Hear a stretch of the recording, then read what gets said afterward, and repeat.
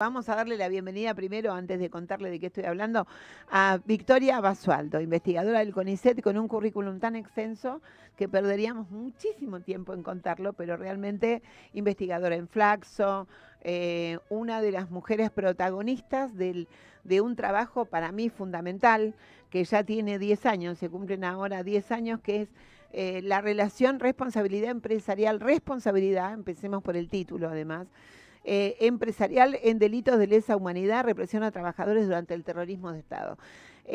Obviamente vamos a hablar de un evento, pero le quiero dar la bienvenida. Victoria, ¿cómo estás? Muy bien, Nora, un gran placer estar acá con vos. Me alegro. ¿De dónde venís ahora?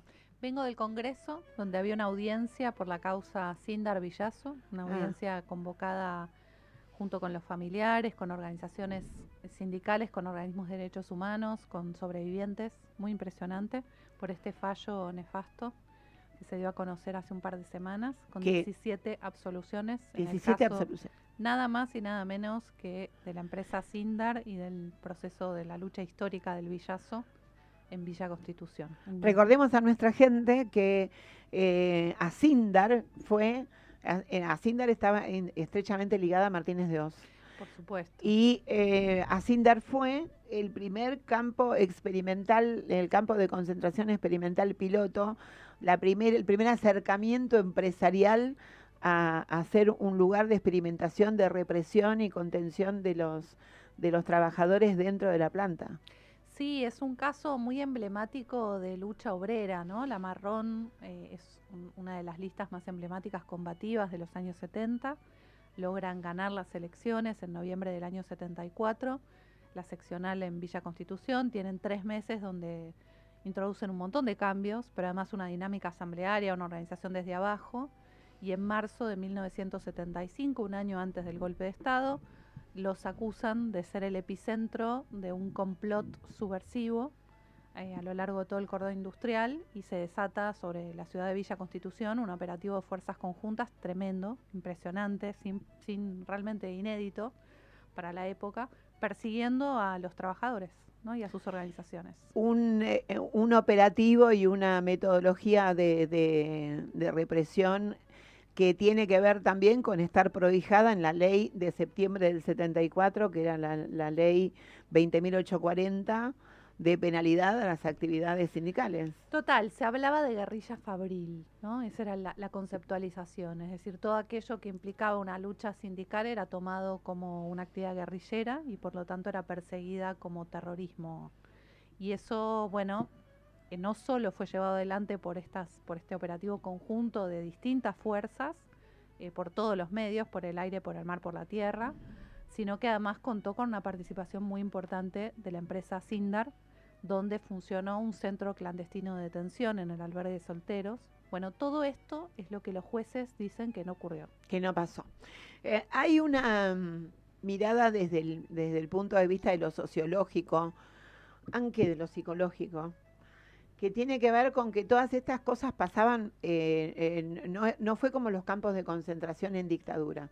Las cosas pasaban a la luz del día, digo, los pueblos, las ciudades cercanas a Sindar, las familias a Sindar, digo, de trabajadores, el resto que no fue combatido, los empresarios, todo esto era a la luz del día, con una ley del Congreso que tenía dos partes. Una era la ley de subversión económica, que esa ojalá siguiera, porque hay un montón de cosas que hoy se podrían aplicar positivamente. La sacó Duhalde en el 2001. También ha pedido el fondo, así que... Pero la otra parte de esa ley, es la parte que tiene que ver con esto, y además está basada en una opinión pública que estigmatiza históricamente al trabajador sindicalizado. Digo, una cosa es el trabajador que va y viene de la casa, ¿no? Y otra cosa es el trabajador agremiado con derechos y mucho más el dirigente sindical. Se asimila a cualquier dirigente sindical a una burocracia o a Sin un duda. enriquecimiento ilícito. Ese discurso es sin duda muy interesado y en este caso de lo que estamos hablando, ¿Por qué prende? bueno, no sé si prende. Realmente este país tiene una tradición de organización sindical muy fuerte. Por lo tanto, prende en un sector de la sociedad, no en otro, y ahí yo te digo, a la hora de pensar a la dictadura, hay toda una vertiente en la historiografía que piensa en el consenso social. No es mi perspectiva. Ah, no. No. A Creo ver, por el contame. contrario, no, creo por el contrario que hay responsables, digo, hay toda una mirada sobre la dictadura diciendo, bueno, la sociedad no pudo impedir lo que sucedió, o incluso hubo sectores sociales que se aliviaron con el golpe, en fin, toda una construcción de discurso intentando, si querés, desde mi perspectiva, diluir responsabilidades o atribuirlas de manera tan general que nadie es responsable. No, claro. Y en estos casos de responsabilidad empresarial, estamos hablando de esto, porque lo que vemos es que hay responsables muy específicos en la cúspide del poder. Luego, cómo ellos generan legitimidad y cuánta propaganda, cuánta interpretación logran difundir entre la población, que por supuesto siempre la población tiene un porcentaje conservador o de derecha, esto todas las épocas fue así, es otro tema. Sí me parece en las líneas de responsabilidad, en este libro que vos mencionabas, que fue publicado en 2015, hay 25 estudios de empresas a lo largo y a lo ancho del país que estuvieron directamente involucradas en las políticas represivas. No estamos hablando de beneficio ideas, económico. ni de beneficio económico. En Estamos muchos casos hablando... hubo además beneficio No, sí, claro, económico. lo hacían por el Asindar beneficio es económico, claramente un caso. pero digo, iban un paso más allá, como Ledesma, por ejemplo. Como Ledesma, como Asindar, como Mercedes-Benz, como Contémosle, Ford porque Motor Argentina. tenemos la suerte de que nos escuchan en distintos países, ¿sabés? Con el asunto del streaming, que a uno medio le molesta la cámara, pero resulta que tiene su lado positivo. Entonces, por ahí no saben de qué se trataba Ledesma.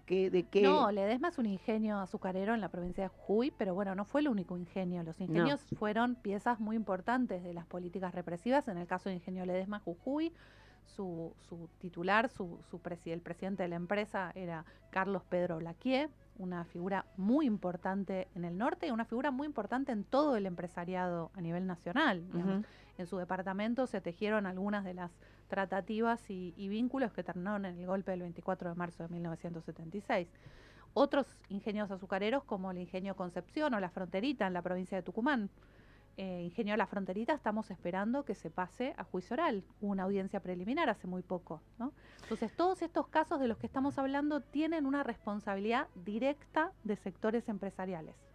Falta muy poco, meses, pocos, para cumplir los 50 años del golpe. Estamos viviendo una circunstancia, yo no sé, yo te juro que no sé cuál será tu mirada. Yo no estoy tan segura de que sea tan inteligente Milei como para estar tejiendo una filigrana tan sistemática con el tema de meter el dedo en el oído y molestarte en fechas emblemáticas. No sé si él tiene ese grado de inteligencia para la perversión tan sutil. Lo cierto es que en el año, mientras estamos preparando la conmemoración de los 50 años del golpe, te nombra el primer militar de la democracia frente al Ministerio de Defensa, y él nombra como jefe de gabinete a un personaje que estaba en contra de la lucha por la identidad de los hijos desaparecidos y la lucha de encontrarlos, ¿no? Y todo lo demás, y un montón de otras situaciones más que tienen que ver. Pero en este campo inclinado, ustedes deciden hacer a 50 años del golpe y a 10 años de la publicación, que esto fue publicado por Infojus, un encuentro abierto y plural. ¿Cuándo y dónde y por qué? Este encuentro es el próximo martes, el 9 de diciembre, de 18 a 21 horas, en la sede del Sindicato del Subte, en la calle Carlos Calvo. Y es un encuentro, como decís, muy importante en el marco del camino a los 50 años. Estamos muy cerca, no falta nada, pues se nos acaba el año y empieza y ya es marzo. Son nada menos que 5 décadas del golpe de Estado.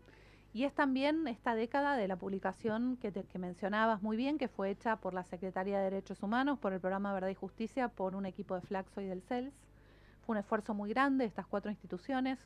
Abordó estos 25 casos de empresas a lo largo y a lo ancho del país, y eso dio lugar a un proceso de investigación a nivel regional interesantísimo. ¿Y juicios? Por supuesto, juicios en la Argentina, como bien decías, mencionábamos algunos, el caso de Asindar, el caso de Ledesma, con la muerte de Blaquier sin condena, el caso de Mercedes-Benz, que se está esperando que efectivamente se concrete el juicio, el caso de La Fronterita, de Ingenio de La Fronterita, hay una gran cantidad de causas que se fueron desarrollando en estos últimos 10 años y que, a diferencia de lo que ocurría antes de Milei, donde había una serie de equipos, de vínculos, de redes, de conexiones que permitía un cierto contacto y una articulación entre las distintas causas, bueno, esto fue desmantelado de la mano de las políticas brutales que se desarrollaron en el campo de derechos humanos. Yo no sé si tiene sutileza todo lo que decías. No, sí, digo, creo porque que tiene una dirección muy clara, ¿no? ¿Te acordás cuando? Sí, dirección seguro, pero yo digo, recuerdo que Menem te privatizaba el mismo día en que se festejaba la nacionalización, o sea, el ferrocarril se privatizó en la fecha de la nacionalización.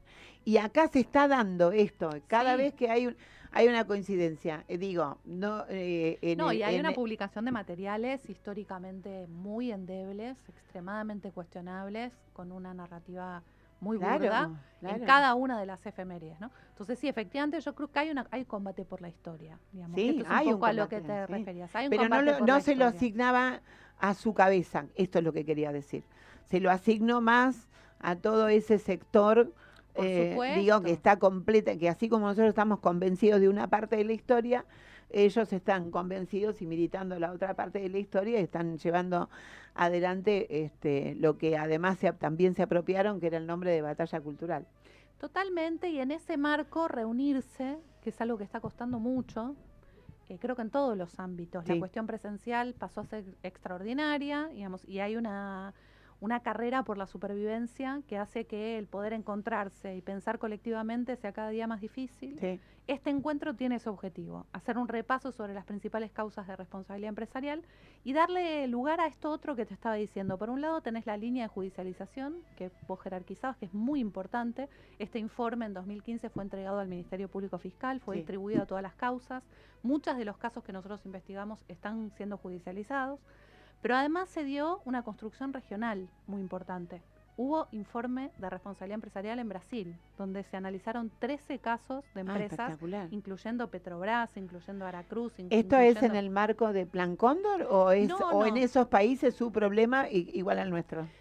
Un problema igual al nuestro. En realidad, esto tiene que ver con conexiones que se dieron desde la propia Comisión Nacional de la Verdad, donde algunos de nosotros viajamos a Brasil y tejimos muchos vínculos en términos de fuentes, de metodología, de análisis de la responsabilidad empresarial. Y una vez que vos ves, digamos, que te preguntás por este problema y te propones una forma de análisis, bueno, surgió el caso Volkswagen, que fue uno de los casos más importantes en Brasil, que terminó en un acuerdo de cumplimiento de TAC, digamos, un término de ajustamiento de conducta en 2020, y la empresa Volkswagen hizo un reconocimiento deficiente de su responsabilidad, intentó rehuir, no permitió el desarrollo de un centro de memoria para los trabajadores, pero sí tuvo que financiar una serie de investigaciones sobre 13 otros casos de responsabilidad empresarial que llevaron adelante un montón de equipos de Brasil. Le debe haber encantado.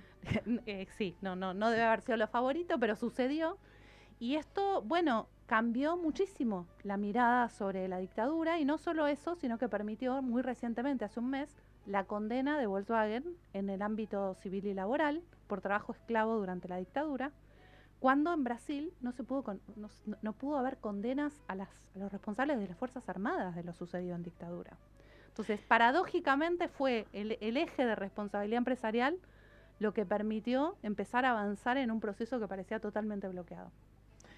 Nosotros en las investigaciones que venimos haciendo en algún momento con Laura Yusani, con Mónica Costa, hoy con Darío Brenman, que es mi coequiper de investigación periodística de estos temas de memoria.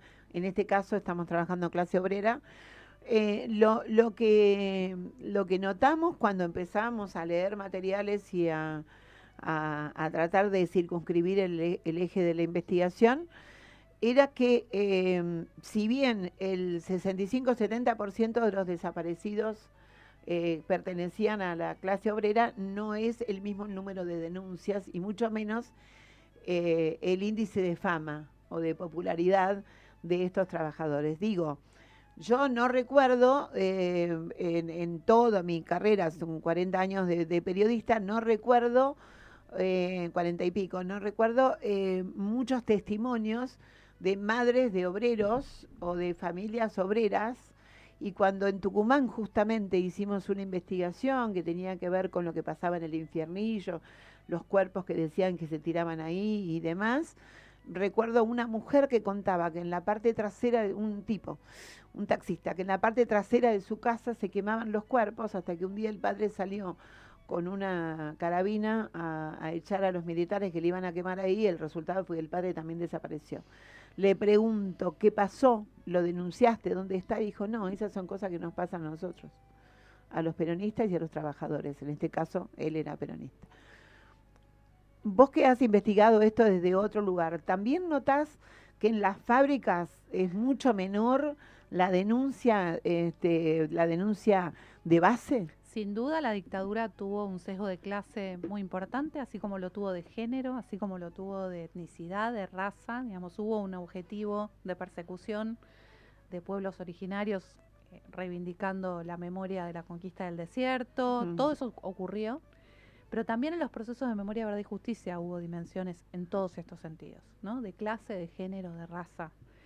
Y efectivamente lo que vemos es un proceso de memoria donde determinadas voces se escucharon mucho menos y tuvieron un acceso a la justicia, a la verdad, mucho menor. En estos 10 años ocurrieron muchas cosas, digo, una parte fue el proceso de judicialización, otra parte fue la internacionalización y la mirada regional que permite el poder poner el foco sobre los actores económicos, que siempre están invisibles, siempre están invisibilizados, son opacos y son difíciles de abordar. Otra cosa interesante que ocurrió fue la pregunta por el ámbito rural, por aquellos territorios enormemente castigados, pero además muy invisibilizados en toda la región, en nuestro país en particular. Y ¿no? Invisibilizado, o sea, la sensación de fatalidad. A ver, yo nací pobre. Pero es una realidad. No, ya sé, pero digo, yo nací pobre, nací morocho, nací peón. Y si el patrón me pega, es parte de lo que se viene. Y es parte de la disputa poder conceptualizar lo que te está pasando. Claro, que no está bien. Exactamente. Y ahí uno de los proyectos que planteamos, un proyecto muy importante de redes federales de alto impacto, que se presentó en 2023, que ganó una convocatoria extraordinaria, el financiamiento más alto dado por el Ministerio de Ciencia y Tecnología de la Nación en su historia.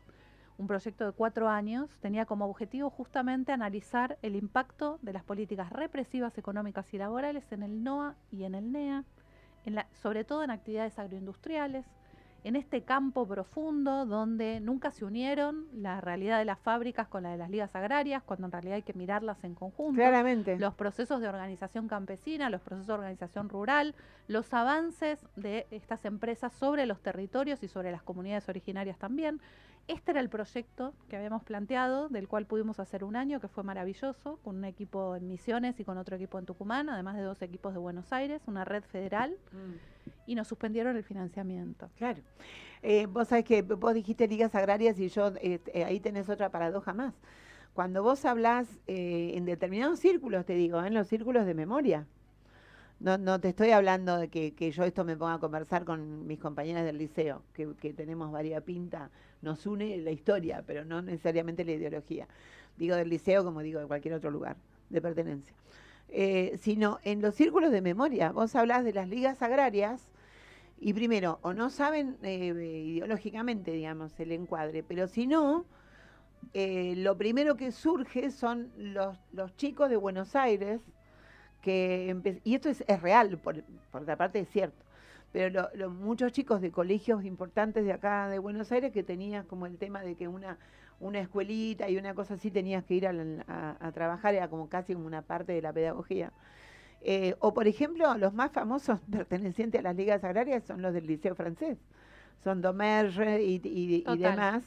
Digo, y yo digo, pará, pero estos tipos iban allá, pero allá había una construcción. Una construcción y los muy que importante. Desaparecieron eran de allá, eran de Formosa, del Chaco. Y además hay una invisibilización de las mujeres. Claro, las y también mujeres fueron desaparecieron. Centrales en ese proceso de organización. Hay una serie de entrevistas basadas en el Instituto Gino Germani, inicialmente realizadas por una investigadora que se llama Claudia Calvo, con la cual trabajamos en la extensión de esas entrevistas. Hay entrevistas a mujeres de las ligas agrarias, mujeres campesinas y a todo el proceso de organización desde esa perspectiva. Pero viste la perspectiva urbana, ¿no? Es el pibe, es una perspectiva que yo peleo mucho y que impregnó mucho, supongo que también porque para los medios era de una venta más potable, el tema de el chico, bueno, estudiante de clase media que dejó la cama calentita para ir a dar. Fue un discurso de los derechos humanos durante mucho tiempo. Y yo siempre Totalmente. pensaba que mis compañeros desaparecidos, si escuchaban que ellos eran eso, diga, daban 20 vueltas en la tumba en la que estén, porque esa generación fue un poco más que chicos solidarios. Vamos a escuchar un poquito de música y después volvemos con la respuesta a este planteo que te estoy haciendo. Resistiendo, che.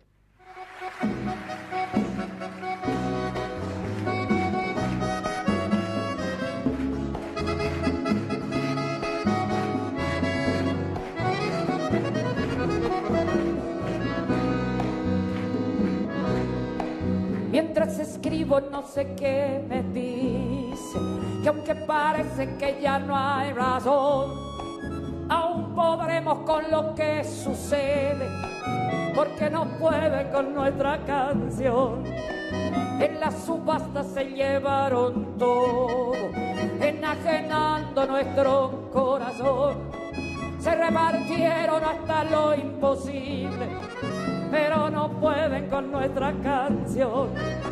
Nos han robado hasta la primavera, pero no pueden con nuestra canción. Parece frágil, pero no se entrega, sigue cantando como vos y yo. Nos han robado hasta la primavera, pero no pueden con nuestra canción. Parece frágil, pero no se entrega, sigue cantando como vos y yo.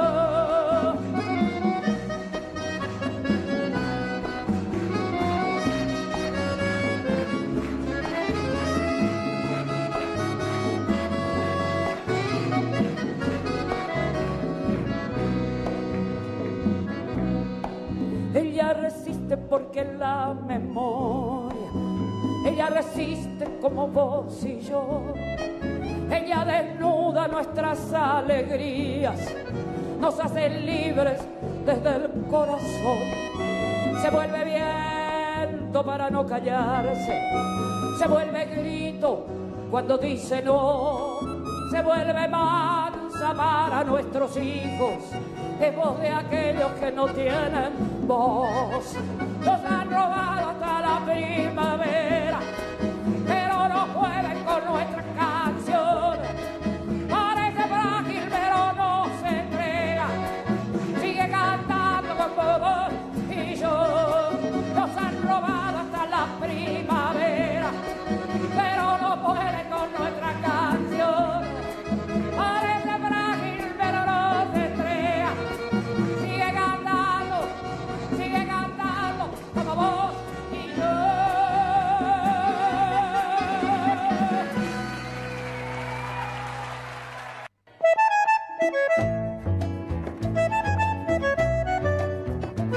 Seguíamos hablando de algunos de los privilegios de la pertenencia a determinados sectores de clase media más informados, más intelectuales o más intelectualizados o más comprometidos, que sufrieron fuerte, pero nosotros estamos con Victoria abocadas desde hace mucho tiempo, no juntas, pero en el mismo camino, por hablar de los que no tuvieron voz. Totalmente, yo creo que ahí de lo que hablas es de metodología, ¿viste? ¿Quién escribe la historia? ¿Cómo Claro. se escribe?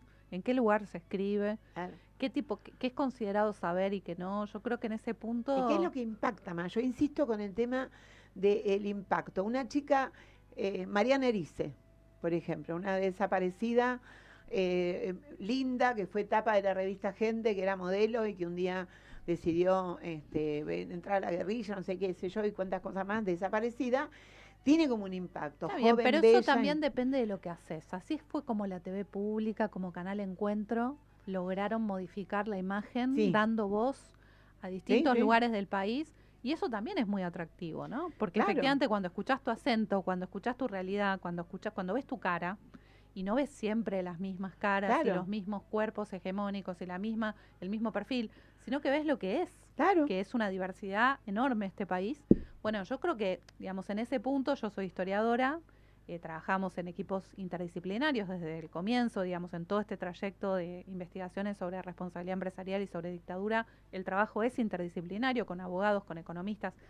Es extremadamente complejo desandar. Te cuesta mucho la deconstrucción un montón de esa imagen de bronce medio idílica para un lado y de demonio para el otro, pero en todo caso siempre como cristalizada, como difícil, como que si se quiebra no se puede volver a unir, porque viste el bronce tiene ese problemita, ¿no? Sí, yo creo que ahí eso, digamos, es el cómo lo importante, ¿no? En el marco de este proyecto, en realidad, el núcleo central estaba en las dos regiones, en el equipo de Misiones, que tiene una trayectoria impresionante de trabajo en estos temas, quizá no sistematizada, quizá no acreditada en algunas de las instituciones, pero cuando fuimos hubo paneles con luchadores de toda la vida, con procesos campesinos que siguen hasta la actualidad, con disputas, qué sé yo, todo el movimiento de Monte Carlo, el movimiento campesino, el movimiento de docentes, está ahora en disputa respecto de sus derechos laborales. ¿Cómo pensás, cómo te imaginás el año del 50 aniversario en este contexto? ¿Vos crees que vamos a lograr juntarnos un poco más para construir esa memoria o para agarrar esos retazos de memoria y sostenerlos? ¿Pensás que vamos a tener una avanzada de pro dictadura fuerte para este tiempo? Yo creo que el camino nunca es la defensiva, en ningún campo. Creo que eso te diría. O sea, frente a los 50 años, esto que vos decís es una historia compleja, con contradicciones, con tensiones. Yo creo en abrir esas contradicciones, esas tensiones. Totalmente. También jerarquizando, ¿no? Porque digo, ahí vuelve lo que vos decías antes. Digo, hay toda una explicación de la dictadura, que es decir, la sociedad fue responsable, etcétera, etcétera. Como también se piensa hoy así. Yo hoy, antes que hablar del resultado de las elecciones, me gustaría hablar de la disputa capital-trabajo que viene articulando una ofensiva que tuvo distintas etapas desde los años 70, digo, los 80 la recuperación democrática en el marco de la crisis de la deuda, en los 90 el consenso de Washington, la reforma del Estado y la transformación brutal, estructural, que implicó otro nuevo avance sobre los derechos de la clase trabajadora, los intentos de combatir este neoliberalismo, dejando un montón de cuestiones en pie que no se pudieron revertir y no logrando llegar a una cantidad de sectores a los cuales se quiso llegar y no se pudo llegar, y no terminando de confrontar esta estructura de poder que implicaba la imposición de estas condiciones, el macrismo con una primera vuelta de recuperación brutal y de intento de ofensiva, el gobierno de Alberto Fernández insuficiente, insatisfactorio, corto en muchos sentidos y atravesado por la pandemia, y lo que tenemos hoy, una ofensiva brutal de clase, ¿no? En ese punto me parece que hay cuestiones que ordenan la mirada en los 50 años, que nos permiten ver estas 5 décadas con horizontes claros en estos puntos, cuáles son las variables, cuáles son los conflictos que te ordenan esta mirada histórica. Y al mismo tiempo, cuáles son todas las tensiones, las contradicciones y las disputas que hay en ese campo. Y el animarse, ¿no?, a dar esa disputa, porque también el haber congelado las discusiones no. Efectivamente, yo creo que no sirve congelar las discusiones. La famosa frase de los trapitos se lavan en casa, entendiendo que la casa era cada vez un circuito más chico de discusión, porque ya no era el sindicato, sino era la oficina en el sindicato, ya no era en los organismos de derechos humanos, sino era un grupito. Igual, por un lado, ¿no? En algún sentido esto funcionó así, en otro sentido, en la Argentina se ha discutido muchísimo siempre, desde el no matarás y la discusión sobre las organizaciones armadas, que fue una catarata de producción, hay libros enteros. Por eso, cuando dicen, acá no se habló de la guerrilla, yo no lo puedo creer. Porque digo, desde la voluntad en adelante tenés una cantidad de producciones con muchísima llegada, además, con muchísima visibilidad, hasta las disputas dentro de los organismos de derechos humanos, pasacalles sobre las reparaciones económicas y lo que implicaban no la voy a repetir la consigna, pero en Plaza de Mayo hubo disputas muy abiertas. Yo lo que creo es que, digamos, me parece que estamos en un combate que en primer lugar no es nacional, es regional e internacional. Estamos hablando de un intento de reconfiguración de una etapa del capitalismo. Creo que efectivamente la mirada sobre las extremas derechas, que no tiene en cuenta al poder económico, no permite entender lo que está sucediendo, porque tira la culpa o la responsabilidad en la sociedad. ¿Por qué votan? ¿Por qué hacen esto? ¿Por qué hacen lo otro? Cuando en verdad, realmente en las elecciones que tuvimos, que primero eran legislativas de mitad de término y demás, Si hubiera salido de otro modo la elección, al día siguiente, que esa fue la gran amenaza, hubiera habido una reconfiguración brutal por otros eso medios. estamos de acuerdo. Lo que yo digo es que, hablando de autocríticas y problemitas que tuvimos nosotros en poder ampliar la base de mirada histórica para apropiarnos de los procesos, sí, es cierto, se habló de los procesos armados y pasamos del demonio al héroe, ¿no? Pasamos, o sea, yo siempre digo que hubo un sector que eran, los chicos eran buenísimos y tenían los caramelitos media hora abajo de la almohada y vino el cuco y se los llevó, eran todos, estaban bajando el Moncada con el Che Guevara. Digo, pero el no matarás de otra vuelta, ¿no? Sí, y de una disputa enorme respecto, y ahí hubo efectivamente una discusión entre sectores muy vinculados con todo este proceso. Sí, que igual de todos modos sigue siendo una discusión más para pocos. Sí, más para pocos. Sí, tenés que venir 2 horas de enteras porque se nos va. Volvé a repetir dónde para que vaya la mayor cantidad de gente posible. Es el martes que viene, el 9 de diciembre, de 18 a 21 horas, en el local del Sindicato del Subte, en Carlos Calvo, al 2300. 2300. Tenemos una mirada en común en muchas cosas con Victoria y hay una con la que yo quiero rescatar de lo que dijiste recién varias veces a lo largo de la charla. Y es, no podemos responsabilizar a la sociedad de los procesos como si fueran una masa informe que corre para acá y corre para allá, sino que hay que tener atención a los detalles del proceso histórico. No, y a quienes están llevando adelante estos procesos, Claro. ¿cuáles son los responsables? Claro. ¿No? La línea de responsabilidad empresarial simplemente plantea una pregunta sobre los niveles de responsabilidad, las formas de responsabilidad, las maneras de involucramiento, que hace precisa la discusión. No es en el aire, ¿no? La sociedad argentina habilitó la dictadura. No. Acá hay protagonistas específicos y hay una documentación y una prueba muy importante respecto de esas involucraciones. Un lujo haber tenido a Victoria Basualdo en la columna vertebral de historias de trabajadores y trabajadoras. La semana que viene, a lo mejor, me tomo el día, el 8 de diciembre, para descansar un poquito. Y si no, seguramente con otra entrevista de lujo acá. Vicky, gracias, muchas gracias. Muchísimas gracias a vos, es siempre un lujo. Bueno, muchísimas gracias. Hasta la semana que viene. Poneme un poquito de música para irme. Chau, chau.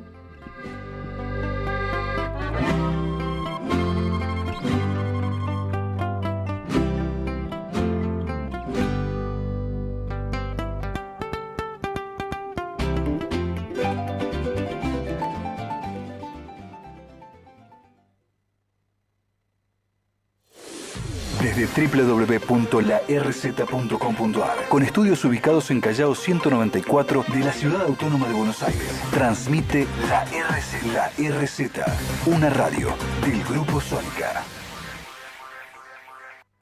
Una nueva hora comienza en Argentina. Son las 8 de la noche. Dona sangre. Se necesitan entre 300 y 400 donantes por día. No esperes que te lo pidan. Siempre se necesita. Conocé cómo donar en buenosaires.gov.ar/donasangre. Buenos Aires Ciudad.